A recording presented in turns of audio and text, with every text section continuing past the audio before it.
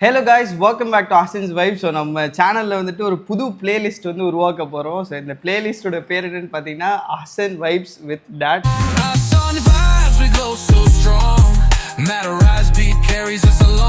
So இதுதான் வந்து first episode. Hi dot.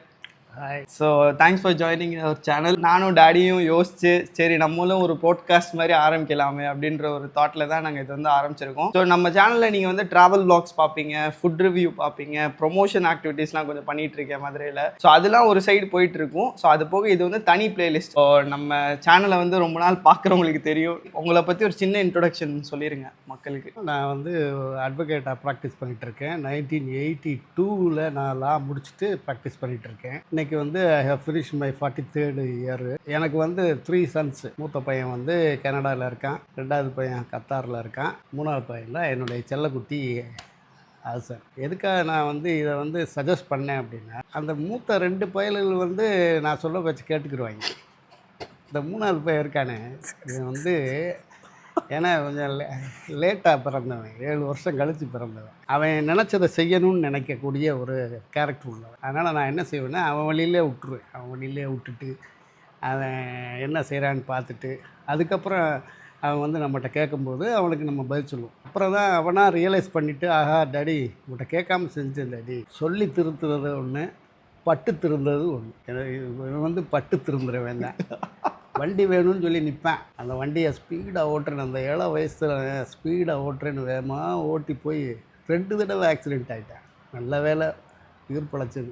ரொம்ப சிரமம். இப்போ நான் மனசுலாம் ரொம்ப கஷ்டமாயிடுச்சு. வண்டி இப்போதைக்கு உனக்கு தேவையில்லைன்னு சொன்னேன், நீ வந்து அவசரப்பட்டு எடுத்து இப்படி போய் இது பண்ணிட்டேப்பா, பார்த்துக்கப்பா அப்படின்னு சொன்னோன்னே, சரி டாடி நான் அந்த வண்டியை விட்டுறேன் டாடி, எனக்கு வந்து எப்போ நீங்கள் வாங்கி தர்றீங்களோ அப்போ வாங்கி தாங்க டாடி அப்படின்னு ரியலைஸ் பண்ணி அவன் சொன்னான். ஆனால் அவன் வழியில் விட்டு அவன் எக்ஸ்பீரியன்ஸ் ஆனதுக்கப்புறம், அவனாக ரியலைஸ் பண்ணதுக்கப்புறம் என்கிட்ட வந்து கேட்கும்போது சொல்லி கொடுப்பேன். எப்படித்தான் இந்த மூணாவது பையன் இந்த எக்ஸ்பீரியன்ஸ் வந்து எப்படின்னா, பட்டு திருந்துற அறிவு. அது வந்து எப்போவுமே அது வந்து ரொம்ப ஸ்ட்ராங்காக இருக்கும். அந்த சொல்லி இது பண்ணுறது கூட கொஞ்சம் டயலமாலாம் இருக்கும். இந்த பட்டு திருந்துறவன் வந்து எப்படின்னா, பழையபடி அதே தப்பை செய்ய மாட்டான். கார் வாங்கணும்னா கொஞ்சம் வெயிட் பண்ணுப்பா, ஏப்பா நமக்குலாம் நிறைய நெசசிட்டிஸ் இருக்குது, இல்லை டாடி வாங்கிட்டே ஆகணும்பா, சரிப்பா வாங்கப்பா அப்படின்னு போய் காரை போய் பார்ப்பான். அவன் போய் பார்த்துட்டு, டாடி சரியில்லை டாடி அப்படின்னா, அதுதான்ப்பா சொன்னேன், கொஞ்சம் அவசரப்படாதப்பா, நம்ம கையில் கார் வரும்ப்பா, கண்டிப்பாக எல்லாம் தருவான்ப்பா அப்படின்னு அவன்கிட்ட எக்ஸ்பிளைன் சொல்லுவேன். அதுக்கப்புறம் நெசசிட்டி ரொம்ப அவனுக்கு இருக்குங்கிற காரணத்தை நான் மனசில் வச்சு, சரிப்பா வாங்குறான் தான் வாங்கிக்கப்பா, அதுக்கு இந்த மாதிரி ஃபண்ட்ஸ் ரைஸ் பண்ணணும்ப்பா, உன்கிட்ட எவ்வளோ இருக்குப்பா, கடன் இல்லாமல் வாழணும்ப்பா. எனக்கு வந்து நான் இது வரைக்கும் கடன் இல்லாமல் வாழ்ந்துட்டுருக்கேன்ப்பா. 5 பைசா கடன் இருந்தாலும் அதை கொண்டு போய் கொடுத்துட்டு வந்து தான் நான் படுப்பேன். அப்போ தான் எனக்கு தூக்கம் வரும். அப்படி வாழ்ந்து வந்துப்பா. நீங்கள் கடன் வாங்காதீங்கப்பா, உங்கள் கையில் இருக்கிற காசை சேர்த்து வைங்க, அந்த காசை வச்சுக்கிட்டு நீங்கள் வாங்கன்னு சொல்லி அப்படி வாங்குவான் காரு. அப்படி தான் வாங்கினான் அவன்.